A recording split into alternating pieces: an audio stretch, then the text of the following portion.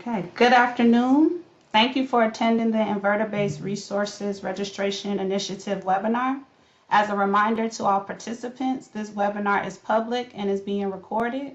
The registration information was posted on the NERC website and widely distributed. Speakers in the room should keep in mind that the listening audience may include members of the press and representatives of various governmental authorities, in addition to the expected participation by industry stakeholders. It's NERC's policy and practice to obey the antitrust laws and to avoid all conduct that unreasonably restrains competition. This policy requires the avoidance of any conduct that violates or that might appear to violate the antitrust laws. Any NERC participant that is uncertain about the legal ramification of a particular course of conduct or who has doubts or concerns about whether or not NERC's antitrust compliance policy is implicated in any situation should consult NERC's General Counsel, Sonia Pasha.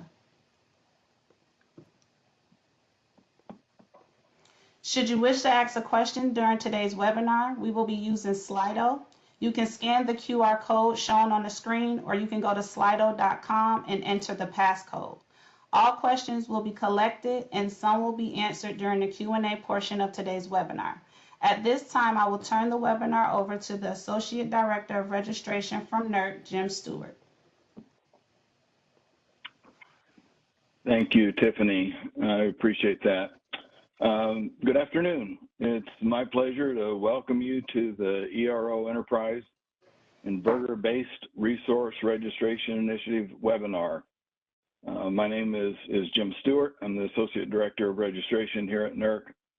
For some of you, this may be your very first encounter with NERC. For others, you may be very familiar with NERC and its various responsibilities.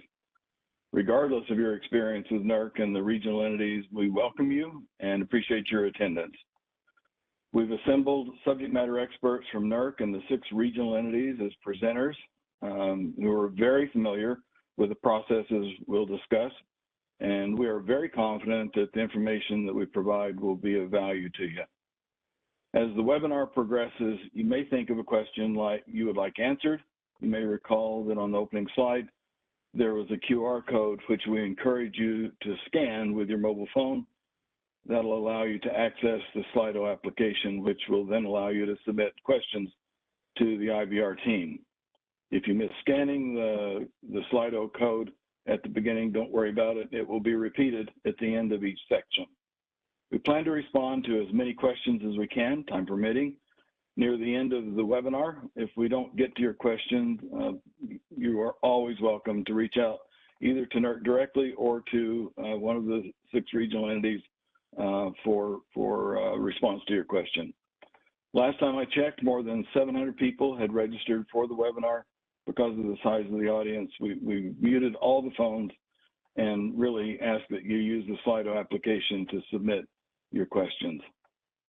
The slide that you're looking at that Tiffany just put on the screen indicates the topics we're going to cover during the webinar. These topics cover a multitude of items to help bring awareness around the initiative, who to contact in your region, how you can get started planning, and what the next steps will be. The webinar will also include a presentation of the overall plan for implementation of this initiative, and that demonstrates NERC's commitment to transparency.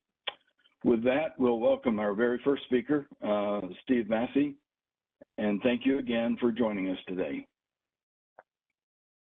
Thanks, Jim. Good afternoon. My name is Steve Massey. I'm a principal engineer in the registration group at NERC. I want to start the discussion today by giving an overview of the IBR Registration Initiative milestones and the associated work plan and its current status. Next slide, please. As I'm sure everyone is probably aware, NERC received an order from FERC in November of 2022, almost 2 years ago, to develop a work plan to register owners and operators of IBR resources that are not registered with NERC under the BES definition, bulk electric system definition, also known as the BES definition, because the nameplate capacity and connection voltage for some IBR plants do not meet the BES criteria. Now, there are many IBR resources that are registered with NERC. For example, owners and operators of IBR resources that exceed the threshold in the BES definition inclusion I4, and those have an aggregate nameplate capacity of greater than 75 MVA and are connected at a voltage greater than 100 kV. So those would be your large wind farms, solar PV, battery storage, and hybrids. But due to the changing resource mix, many new IBRs have connected to the bulk power system that are below the BES inclusion I4 criteria. And as a result of that, FERC has established milestones and directed NERC to modify its registration process to include these non-BES IBRs with a deadline of May of 2024, to identify the owners and operators of these resources by May of 2025, and to register the new IBR owners and operators by May of 2026. We're also required to submit work plan updates to FERC every 90 days. Next slide, please. As part of the work plan development, the milestones are referred to as phases. So phase 1, 2, and 3 as shown here. Phase 1 is completed and includes revisions to the NERC Rules of Procedure, or ROP, and the registry criteria. And I will review these on the next couple slides. Phase 2 is the identification phase, and we are in the middle of that process right now. And as you can see, it includes entity outreach, education, webinars, such as the webinar that we're doing today.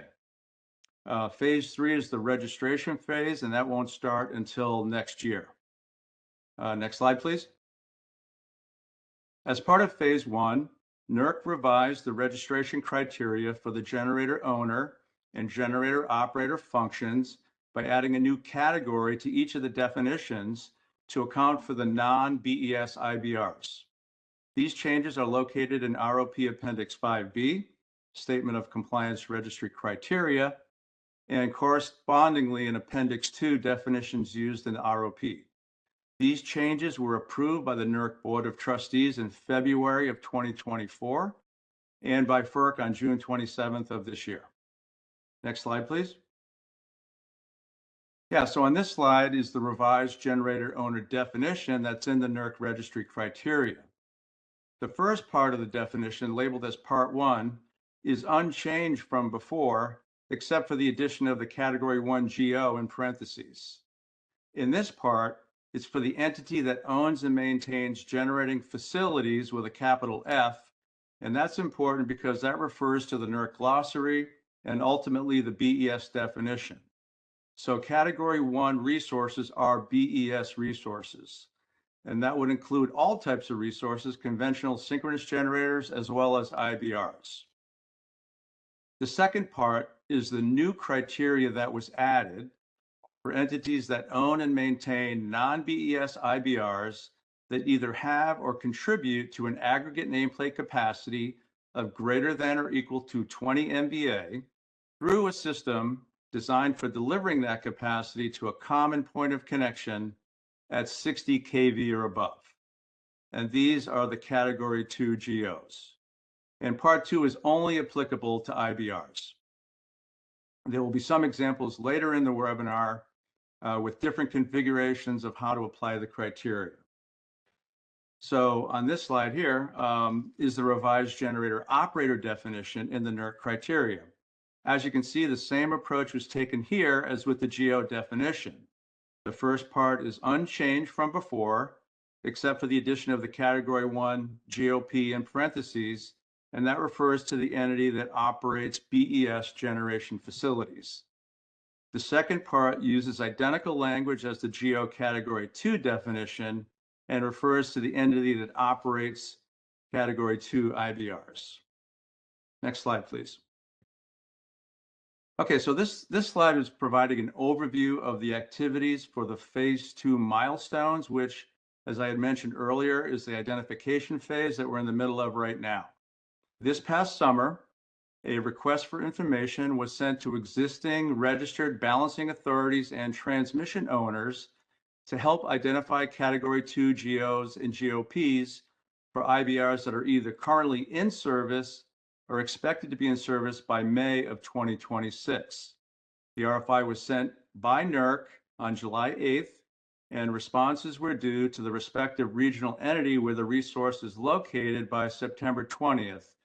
And as of the September 20th due date, we had a 95% response rate, which was really excellent. The regions are doing some follow-up now, and I think we're very close to being at 100%, although there is some data validation that is ongoing. There is a second request for information that is being developed and will be sent to the Category 1 GEO candidates that were identified in the first RFI. The kickoff date for this RFI is early December 2024, and more details will be provided about this later in the webinar. Also, the development of educational tools and outreach activities is ongoing. Lots of great resources from standards and communications, and that will be covered shortly. And the development of a CMEP practice guide that will be previewed towards the end of the webinar. In addition, NERC is planning to hold a second registration-focused ERO webinar early next year, likely towards the end of Q1, although it hasn't been scheduled yet. There's also ongoing various regional workshops being planned, so keep an eye out for those in the future.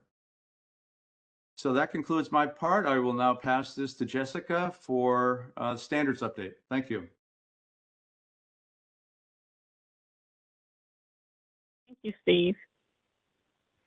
I advance to the next slide. So I am Jessica Harris, a senior standards developer. There is a current project 2024-01, that addresses the rules of procedure alignment for generator operator and generator owner. Next slide, please.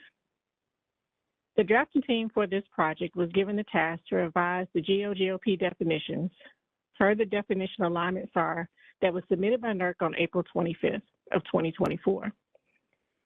The changes to the ROP definitions were approved by FERC in June of 2024. Also want to let everyone know that the drafting team has also been assigned a second SAR that was submitted in May 2024 to address the inclusion of additional IBR terms and glossary definitions, but this SAR will not be assessed by this team until 2025 after they completed their work on the definition alignment SAR.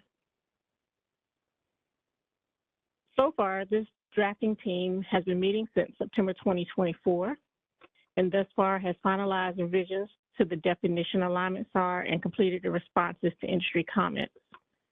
Those comments will be posted soon, and the revised SAR will be presented at the December Standard Committee meeting to request authorization for the drafting team to revise the definitions. Next slide.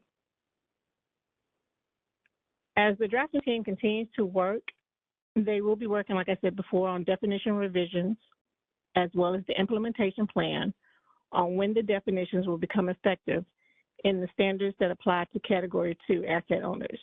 The team is proposing a Q1 2025 initial ballot posting.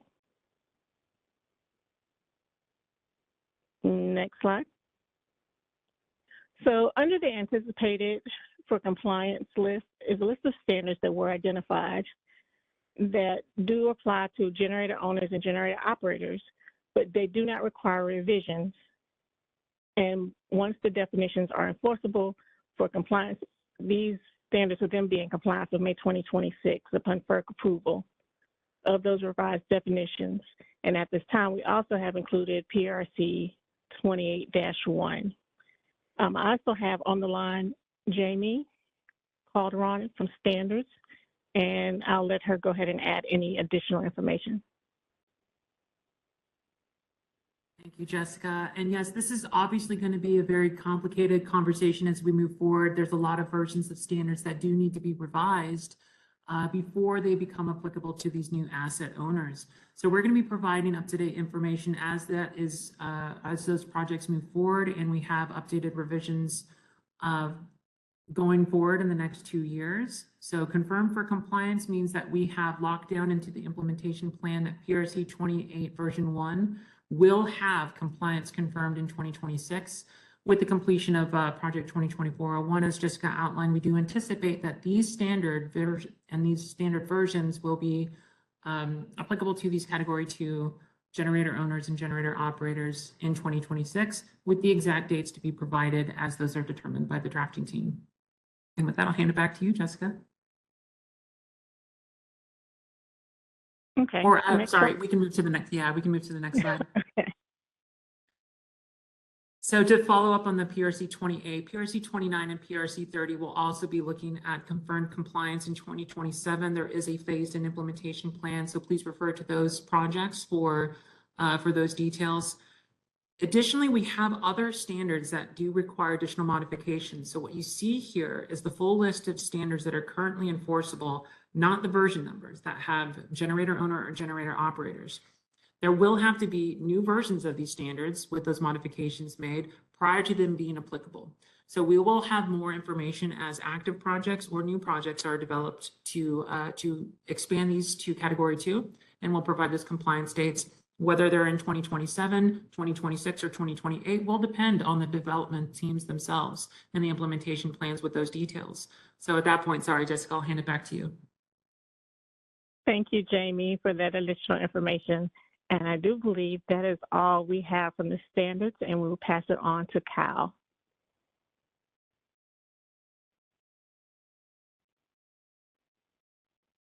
Thank you, Jessica. You can go to the next slide.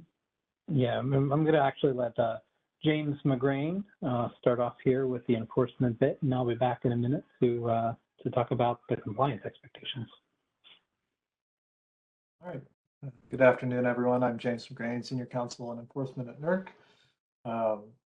So the ERO Enterprise, that's NERC and the 6 regional entities, they use a risk-based approach to enforcement.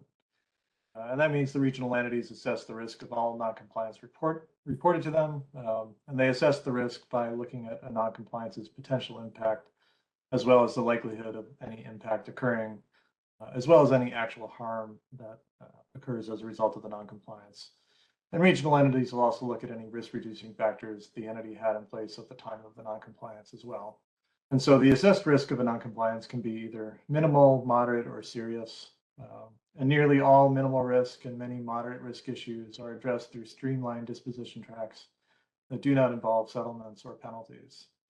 But more significant noncompliance, including situations involving serious risk violations, programmatic compliance failures, significant aggravating compliance history, intentional violations, and so forth, are resolved through settlement agreements and often carry penalties. The sanction guidelines describe the factors that are considered in determining penalties when in those cases where penalties are appropriate. As noted here, the goal of enforcement is to reduce risk to the reliability and security of the grid. And so regardless of the risk of a noncompliance and the disposition method used to resolve that noncompliance, mitigation is always required. So entities need to return to compliance and then also take steps to prevent future recurrence of that noncompliance. We have additional information at the 2 links at the bottom of this slide. The enforcement and mitigation page includes information about previously filed noncompliances, templates and resource documents, including the registered entity self-report and mitigation plan user guide.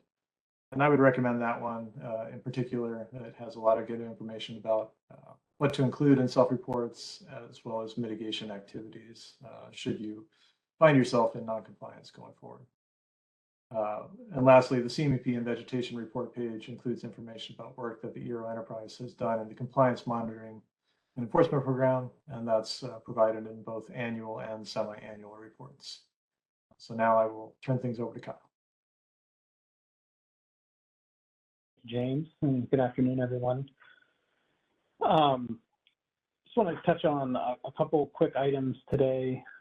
Similar to what James noted, our work is governed by the NERC Rules Procedure in Appendix 4C. So if you do have interest in taking a look at the broad compliance monitoring and enforcement program, you can certainly do a little light reading there. But to summarize a couple, important items and resources that we wanted to point out today. The first is our annual CMEP implementation plan. This really highlights the areas that, as an ERO enterprise, which is NERC and the 6 regions, that we're going to focus on for the upcoming year. We put out an annual implementation plan that highlights the risks that we will be focused on for monitoring. And these include things like emerging risks or recent trends that we've observed, as well as what we call risk in aggregate, which is, things that may, when you look individually at entities, seem to be low risk, but if you have certain performance, issues across multiple entities and an interconnection, that may aggregate up to a larger risk. So the implementation plan looks at these risks pretty broadly, using a lot of other products that the ERO Enterprise puts out, and kind of aggregates that down to what compliance monitoring is going to focus on. Individually, for entities, we do a risk assessment of individual entities that help shape our compliance monitoring efforts for those entities.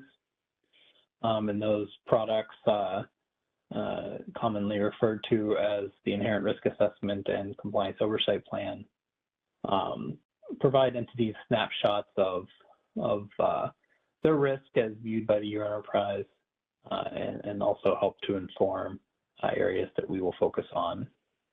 And this informs use of various compliance monitoring tools that we have.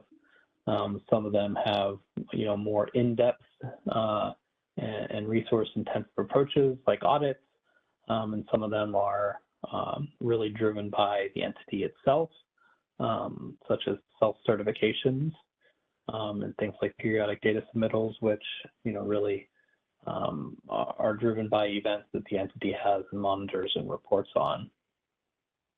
And all of this will, as you get into the program and become more familiar with the regions that you'll be interacting with, a lot of them will have various packages that will help you understand these tools even more. And finally, just some resources. There's something called compliance guidance that's out on NERC.com, and this provides guidance both from a implementation guidance perspective and what we call CMEP practice guides. Implementation guidance is guidance that's written by industry for industry. So this provides possible approaches to complying with certain reliability standards.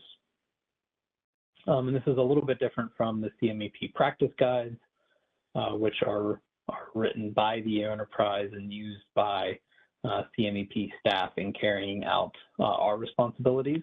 That does give entities some insight into questions that you're likely to get asked on various reliability standards during monitoring activities. So we do make those public for transparency and awareness.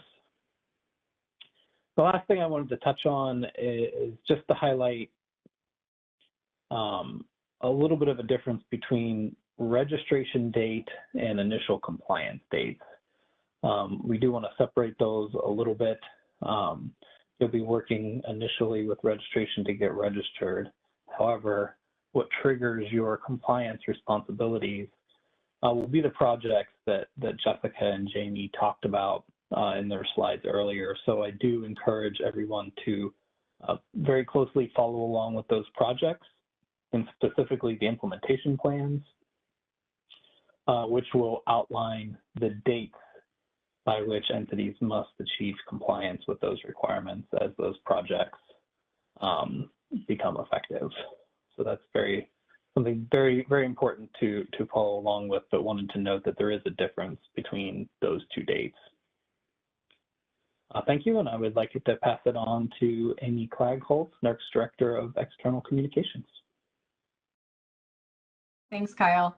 Good afternoon, everyone. I'm Amy Klagholz, NERC's Director of External Communications, and I'm excited to share with you a little bit about our approach to this initiative and the resources that we have available for you. At NERC, we recognize that effective communication is essential for fostering collaboration, ensuring transparency, and enhancing our collective ability to maintain a reliable electric grid. Our commitment is not just to inform, but to engage all stakeholders, industry professionals, regulators, policymakers, and the public. We believe that robust communication enhances our shared understanding of the challenges we face in the energy sector, particularly as we navigate the complexities of this evolving grid landscape. To support this commitment, we adopted a multifaceted approach to this initiative. That includes a comprehensive communications plan that identifies key touch points and tracks to the 3 project phases identified in the FERC-approved work plan. We also work closely with the ERO Communications Group, the ERO-CG, which is made up of representatives from each of the 6 regions. We meet with the ERO-CG monthly, providing them an update and talking points that they then review and disseminate amongst their regions and with their registered entities. This ensures harmonized messaging and awareness across the entire ERO enterprise. We also recognize the critical importance of ensuring that identified entities are integrated smoothly and are educated on the scope and role of the ERO enterprise itself. To that end, we have developed numerous resources to keep industry informed of our progress and to provide support and education. Next slide, please. So a few standouts on this slide that I'd like to draw your attention to. The IBR Registration Initiative Quick Reference Guide, which you see to the right here, is a visual dashboard that allows stakeholders to easily locate key project updates and resource documents. You can find this on the front page of the NERC website, nerc.com, under the Initiatives tab. Additionally, to further facilitate transparency and alignment, we also produce quarterly progress reports. We also have a few new additions just released yesterday, which are geared towards supporting new registrants. Those include a NERC, ISAC, and IBR Registration Initiative 101 resource document, an IBR video explaining the complexities surrounding IBRs and their role on the grid in concert with traditional generating resources, and an open letter to new registrants from NERC's VP of Regulatory Oversight, Howard Google. We encourage you to explore these resources and become actively involved in the ongoing efforts to enhance grid reliability today and in the future. Your input and expertise are invaluable as we work together to address the complexities of reliably integrating IBRs into the bulk power system. Thank you, and I will turn it over to the next presenter. Awesome. Thanks, Amy. And thanks so much to you all for joining us here today to learn more about NERC, the ISAC, and the IBR Registration Initiative. I'm going to go ahead and use the next 5-ish minutes to give an overview of the ISAC, the role we play in helping secure the grid, bring industry together, and how you in the solar renewable energy sector can get involved. I'm Carly Sapola, Partnerships and Engagement Coordinator here at the ISAC. With that, let's jump right in. Next slide, please. So we are the Electricity Information Sharing and Analysis Center, otherwise known as the ISAC. We're a membership-based information sharing community and serve as a central hub for information sharing to reduce cyber and physical risk for the electricity industry asset owner operators across North America. We're proud to be celebrating our 25th anniversary this year.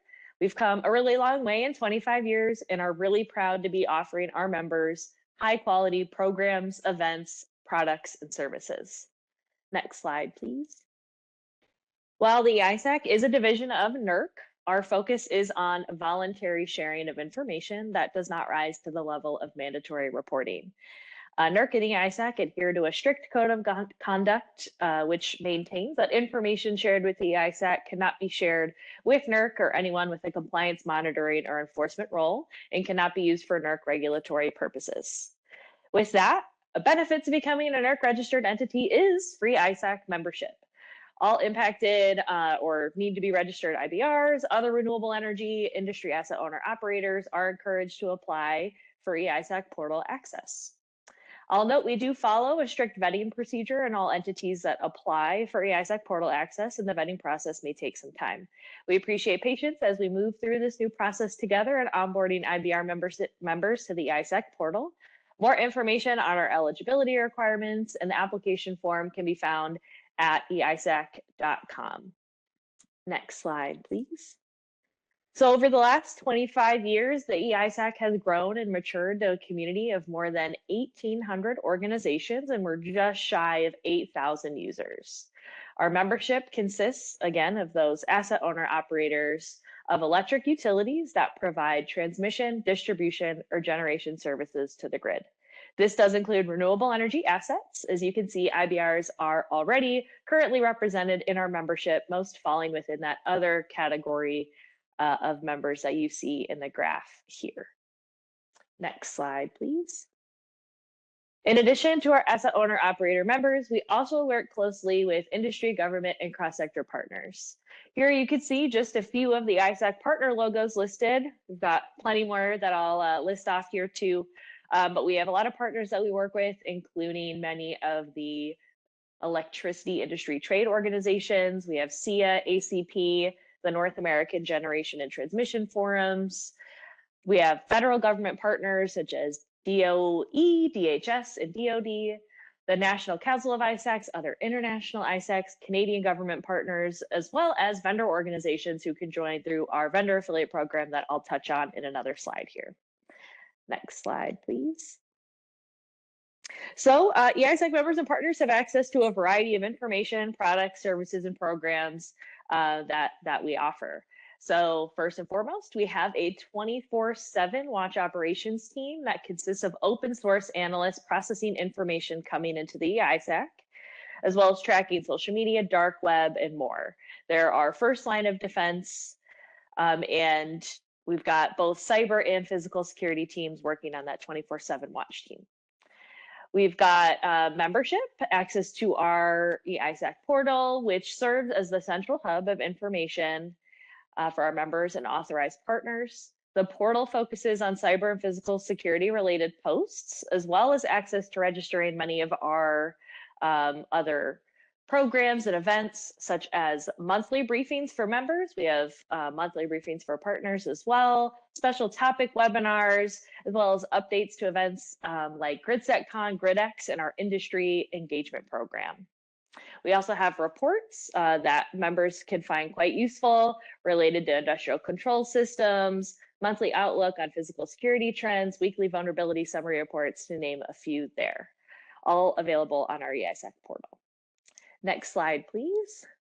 To give you an idea of what our 24/7 EISAC analysts are tracking, these bullet points are just some of the high-level cyber and physical security threats and vulnerabilities to our grid that our teams are monitoring, ranging from cyber threat actors exploiting vulnerabilities and using living off the land techniques to monitoring physical security threats from unmanned aerial systems and domestic violent extremists. We collect and share all this information with our members and authorized partners, again, on that EISAC portal. So all the information is available there.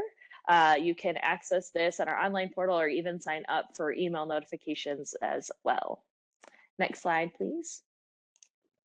And lastly, want to touch on our vendor affiliate program, since some of the folks on this who registered here might be applicable. We've got 20 vendors in our vendor affiliate program this year, including some of the largest OEM, cyber, physical, and cloud security solution providers. A few of their logos here. Vendors are a part of the program, gain portal access and the ability to interact with the broader EISAC community.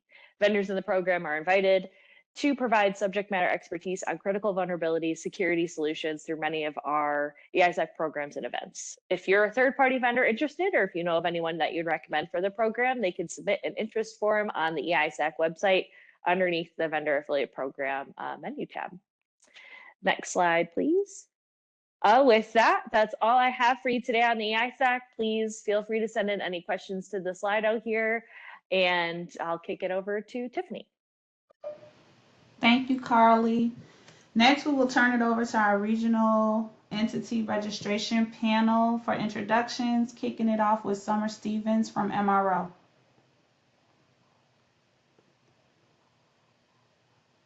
Good afternoon. My name is Summer Stevens. I'm a senior reliability specialist here at Midwest Reliability Organization. I am also the lead for MRO's registration and certification program. Our program is under the Reliability Analysis Department. We have 2 specialists. If you recall from the previous slide, which was really quick, MRO has 2 Canadian provinces and 16 of the central US states within our region. We are dedicated to our vision of a highly reliable and secure North American bulk power system. We look forward to working with you on the IBR registrations. Please contact us at registration@mro.net. And with that, I'll hand it over to Brian to talk about and introduce his region. Thank you. Thank you, Summer. I'm Brian Robinson. I am the Manager of Entity Risk Assessment here at NPCC. I have a staff of 5, and all of us do work in the registration area. We are responsible for registration activities in New York and the states of New England, as well as the 4 Canadian provinces of Ontario, Quebec, New Brunswick, and Nova Scotia. And we will be in contact with you if you're a Category 2 in the near future. So be on the lookout for our communications. With that, I will turn it over to Tony Jablonski at Reliability First.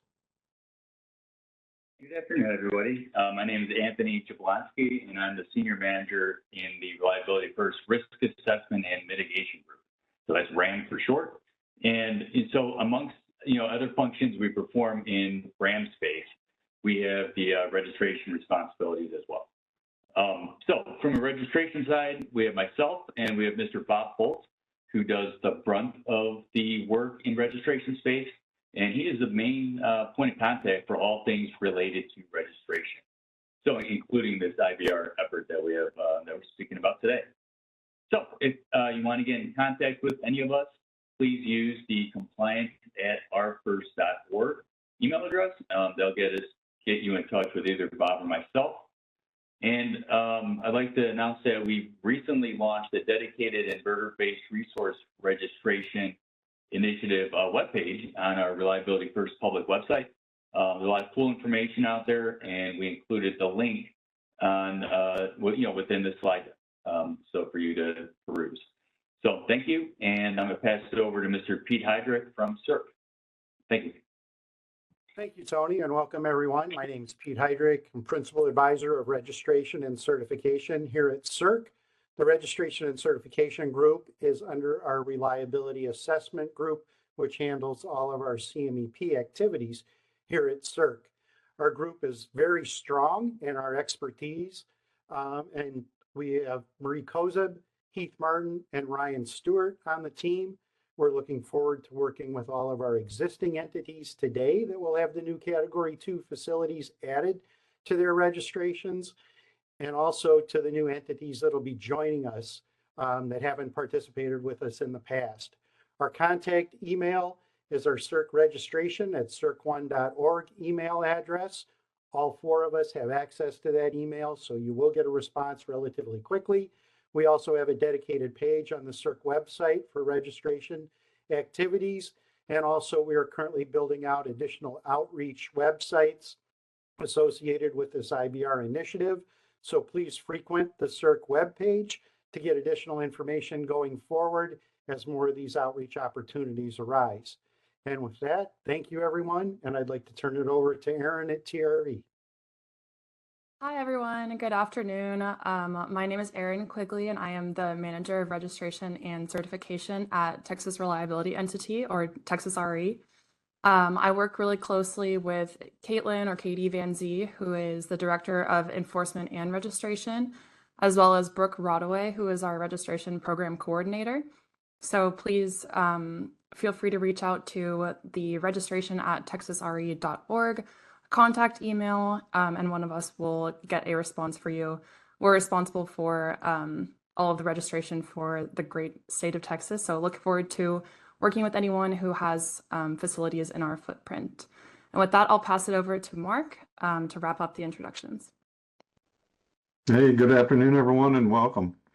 So my name is Mark Rogers. I'm Senior Technical Advisor to Registration and Certification here at WEC. Our director of the, we're under the Program Analysis Administration Group, and that's Kim Israelson, who is the director. I also work along with Abby Fellinger, who is Senior Registration and Certification Engineer, Sarah Mitchell, who is Staff Risk Engineer, Registration and Certification. So WEC handles both registration and certification. You can contact us at registration@wec.org. You can go to our webpage at wec.org, and you can find the registration under the programs area, registration and certification, and we'll be happy to get back with you, get in touch with us. So I'll be happy to turn it over to Jim Stewart now with NERC.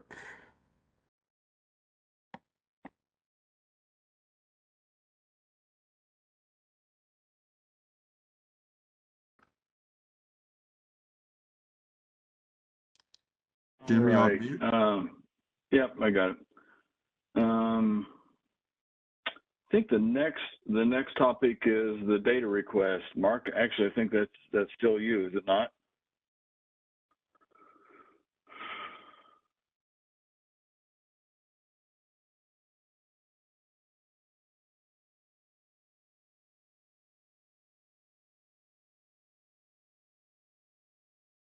I think, Mark, you're on mute. Yes, thank you. So, good afternoon again, everyone. I'd like to talk about the request for information for Category 2 assets. And what we're going to discuss, next slide, please. Sorry.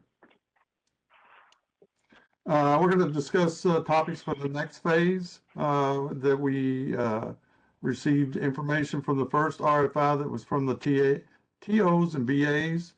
And we're also going to talk about the request for information document that'll go out to all these identified entities, and then asset verification form.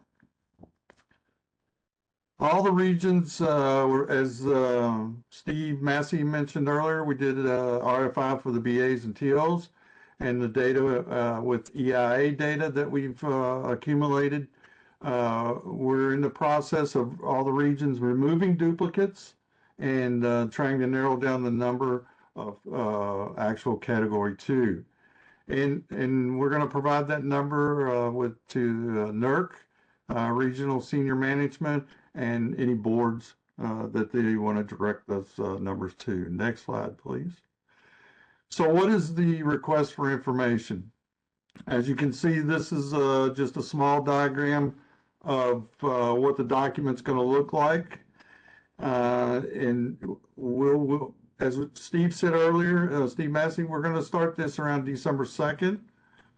So it's going to be a consistent process from all the regions. The document that you see on the screen is that it will be coming from every region. So the consistency is there, and the questions that we'll start out with are consistent as well. So we're going to be looking for one-line diagrams, generator operating agreements or third-party agreements, and generator interconnection agreements. So it says here that the RFI will go out to each region on December 2nd. Obviously, we're not going to do that because we don't want to flood everybody's email. So it's up to each region. This is our daily process for every region.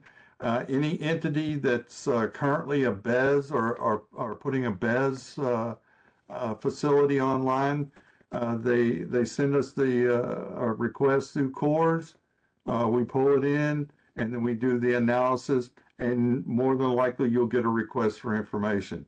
So this is our daily work process, if you will. So it's going to start on December 2nd. The kickoff will be, but you may get a data request, request for information. I'll get it out in a minute, on January 31st.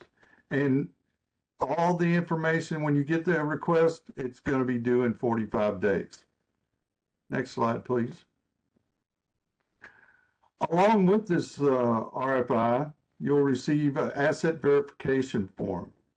We've had this asset verification form for some time. It's always been toward a BES asset and request the information. You'll fill out the asset verification form, and it has a new tab in it for Category 2 GOs and GOP assets. There's a list of items that we're looking for.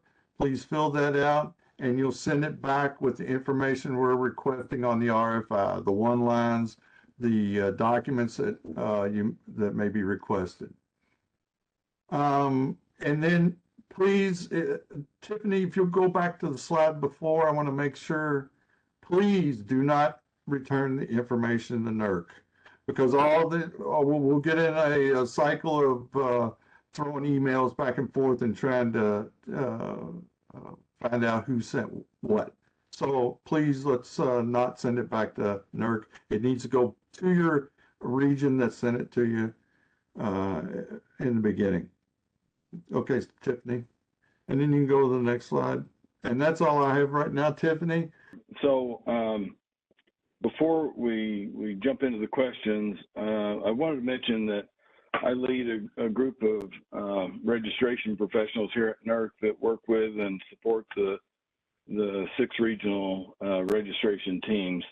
One of the things that we're determined to do is to develop and to implement this program in an ERO-wide basis, and we have great confidence in our regional partners and meet regularly with them, and are just determined that we'll have a consistent approach as we go through these initiatives.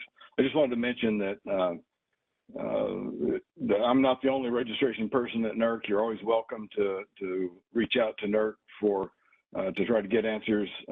However, we wanted to make certain that you had contact information for each of the regions, because that's really where the rubber meets the road. The registration, trading of information, exchanging of information, questions being asked about your specific situation are going to be addressed at the regional level. That's where most of the dialogue occurs, and we felt like it was really important to have folks have names associated with faces, and when you're calling or sending an email to somebody in your respective region, that you know who you were talking to. Anyway, probably have said this already. If not, I'll use this opportunity. We are going to make this webinar available in I'll say several days. It'll take a little while to edit it and make certain that we're ready to go with it. But that slide that includes the names and contact information for the registration group here at NERC will be included in that.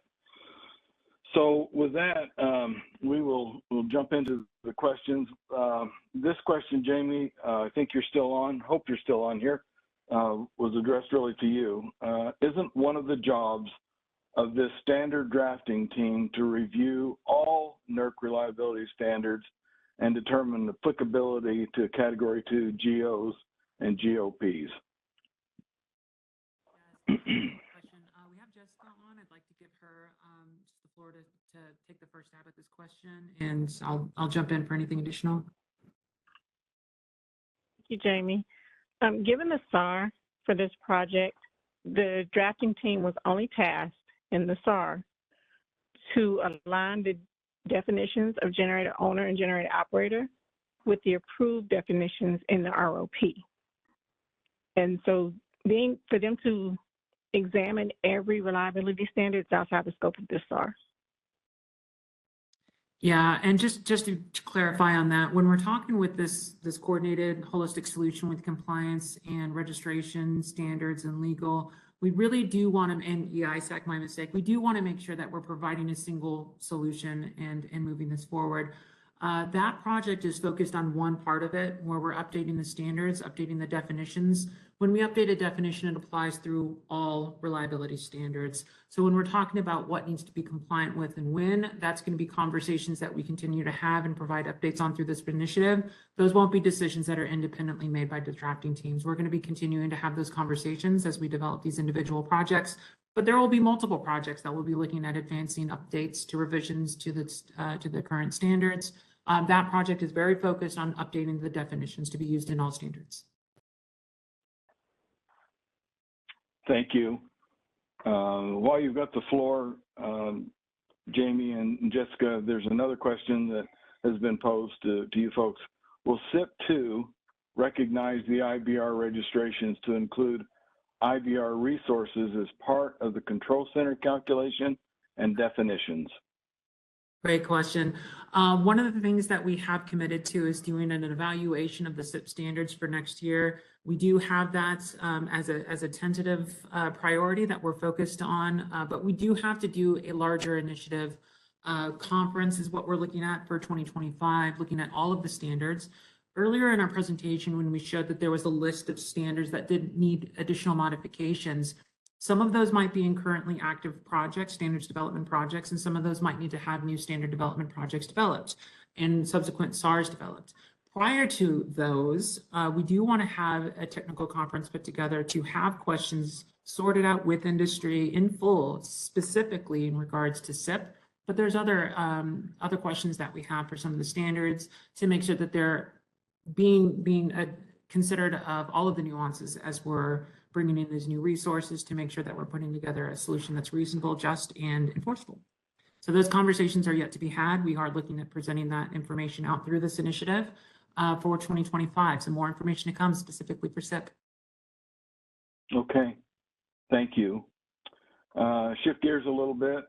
Kyle, this question is for you. Can you explain the difference between registration date and initial compliance date? Sure, Jim. I'd be happy to. Yeah. So really, what that comes down to is right now there are no standards that would apply to Category 2 non-ES IBRs, right? So even if registration puts you on the registry today, there are no standards that would apply. So you'd have no compliance obligations currently, and that's really why we want to highlight the difference here. Because right now the project that's going to drive a lot of that initial compliance dates, or the GOP definition project, and the implementation plan for that project is what would identify the compliance dates, the initial compliance dates for those first set of standards. So we just don't want folks to get confused between the registration date, which is the date you get put on the registry, versus tracking that project and paying attention to the date in those implementation plans, which is going to define when you need to achieve compliance with those standards and requirements. Okay. All right. Thanks, Kyle. There's another question that was asked, and I'll respond to that. If you're already a NERC registered entity and are now identifying applicable IBR assets, is there anything that needs to be done for registration purposes? And the answer is yes. You'll need to reach out to your region and add those Category 2 resources to your registration. There will be more details that'll come in the next webinar on that process, but I guess it just illustrates the need for you to make certain that you have engagement with your region. And also just point out the fact that the rules of procedure require registered entities to notify their regions of any change in their holdings. You know, if they've acquired other resources and so on, or expand their footprint, they need to notify their respective region. Some of these are quite technical, and if I call on you and it looks like it'll be more difficult to answer the question, just call time, and we won't go down that path. I'd rather do that than respond to a question that's terribly involved, and the majority of people are not going to be able to follow it. So Pete, this one is for you. How will an entity know if in combination with other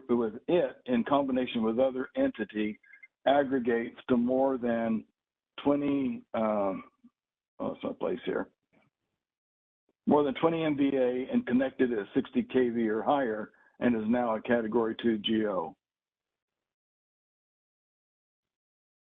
So there's actually probably multiple ways that you can assess this.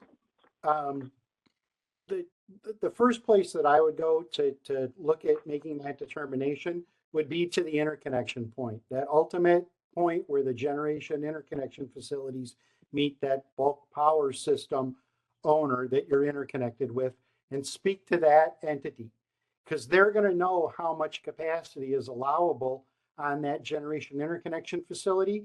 They're going to know the owners and operators that they're dealing with to ensure that they don't exceed that capacity if they're continually adding additional facilities to those generation interconnection facilities. So that would be the first place that I would go to. The second place would be to reach out to the regional entity, and then we can start doing a collaborative assessment of those facilities and assist with that assessment in getting in touch with the right people to be able to make those determinations going forward. Okay. Pete, thank you. Steve, this question is for you. If a type 1 / type 2 wind site hits the KV and MVA threshold for category 2 registration, but not meets the definition for NERC defined IBR, does the site need to be registered? Good question. Yeah, the answer is no. So type 1 and type 2 wind are not considered IBR. So that is not part of the definition. So that would be no. Jamie, this is for you. Is there a maintained comprehensive list of standards that are applicable to IBRs?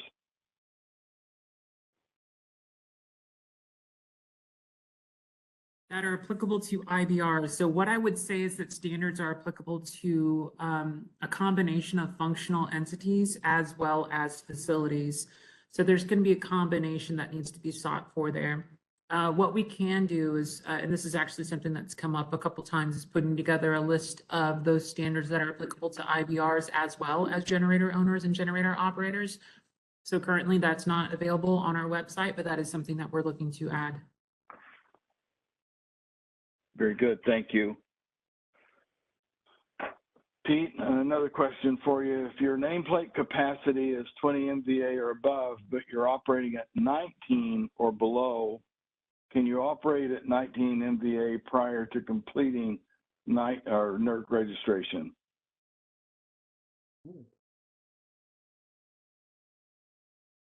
So it's going to depend on when. So ultimately, what we're going to look at from a registration perspective is the nameplate aggregate capacity that you're planning on installing there.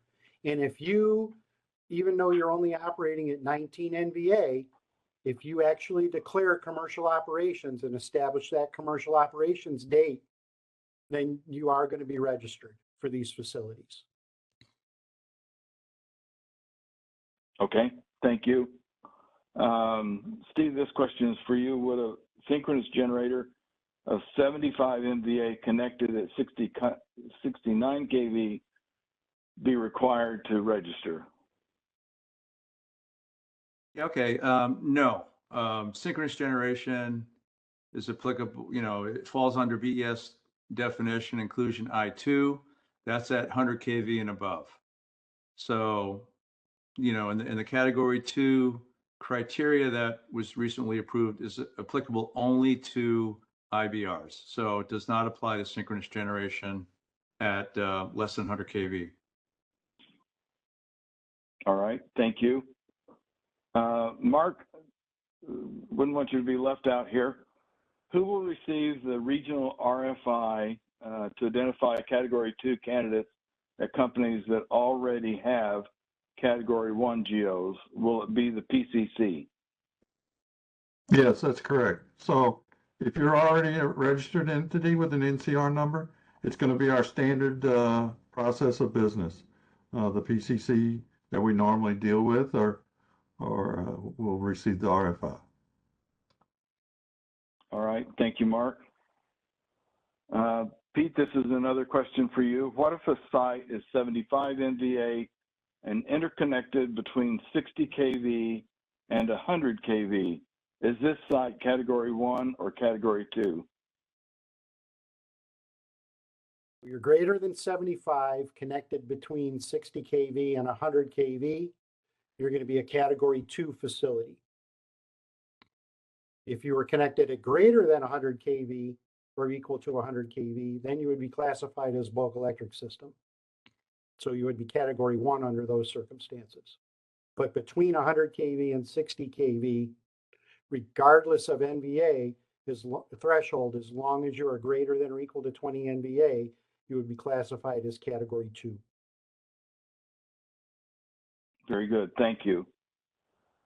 Steve, this question is for you. Do the new IBR rules apply to wind generators, or is it just solar and batteries? Yes, it does apply to wind, but only if it's type 3 or type 4. So the older type 1 and 2s are not IBRs, those would not be included. But type 3 and type 4, the answer is yes. All right. Let's see, Kyle, this question is for you. For IBR entities that have never experienced a NERC audit, what's the plan to prepare entities for potential NERC compliance audits? Great question. So it's going to be a bit of a process, right? So, I think a lot of this will occur kind of as you get registered and as you get introduced to the regions and as those resources become available, right? We want to make sure that everybody understands the expectations. And then our compliance monitoring program itself is risk-based, right? So, we will begin to integrate, the non-DES entities into our compliance monitoring programs as that unfolds in kind of a structured manner. So it's a bit of a role, right? As it comes into play, in making sure that we're doing some outreach. We expect a good amount of outreach as these standards become effective, and engaging with entities up front on some outreach prior to the effective date of those standards to make sure everyone's as prepared as possible for the compliance obligations that they'll have. Yeah, more to come as that is on those as the dates approach for sure. Kyle, if I might, would you just maybe mention a little bit that audits are not the only way that there's compliance monitoring that goes on, and I think people who are unfamiliar with NERC may not be aware of that. There are multiple ways of asking about compliance to the standards other than full-fledged engagement of an audit. So if you don't mind. No, not at all, And I also touched on that in my slide as well for that very same reason. We do have a variety of tools, audit being kind of the heaviest touch, but we have a lot of tools such as periodic data submittals and self-certifications that really are kind of led, if you will, by the entities themselves. So it's really you taking a look at your compliance program and evidence and how you comply with those reliability standards and requirements that you're subject to, and basically reporting to us on your compliance. And for a lot of low-risk entities, that's the primary tool that we engage with, is those lighter touch tools. Spot checks are somewhere in the middle, usually targeted towards a kind of specific topics that we want to look at, or audits or broad. But yeah, it's a great point, Jim. And it really does kind of run the spectrum from pretty involved by your enterprise staff to really dependent on the entity itself and their ability to review their own evidence and report on whether they're maintaining compliance or not. So especially early on, I would expect most entities will see a lot of the periodic data submittals and self-certification type tools being used.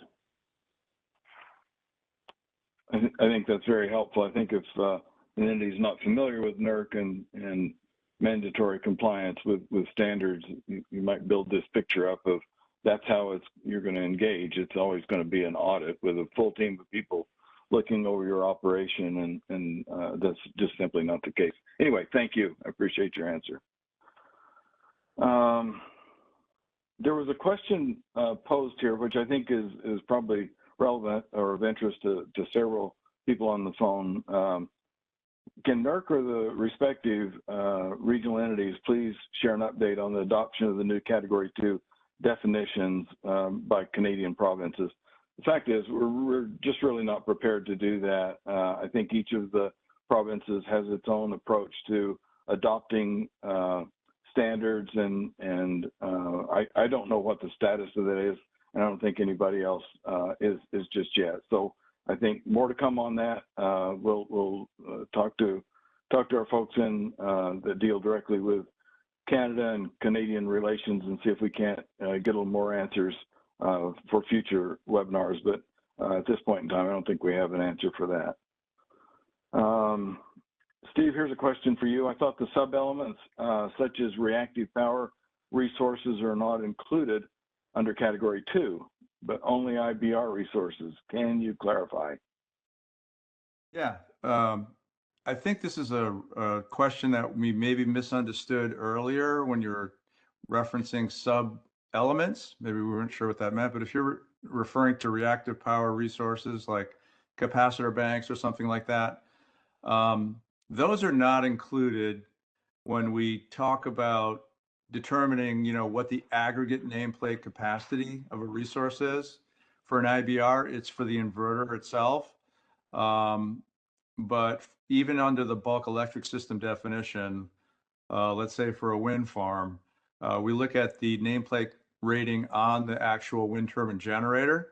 Any external capacitor banks that might be connected to the collector system, those are not included. So that's consistently applied across all determinations, whether it's bulk electric system, so category 1 or category 2 for really any resource. External reactive devices are not included when we do the aggregate nameplate rating calculation. So hopefully that clarifies that. All right. I think with that, we will bring the call to a close. Pete, thank you, and the rest of the panel that responded to these questions. Thank you for being willing to be kind of Minutemen and respond immediately. Also, thank the participants for posing these very interesting questions.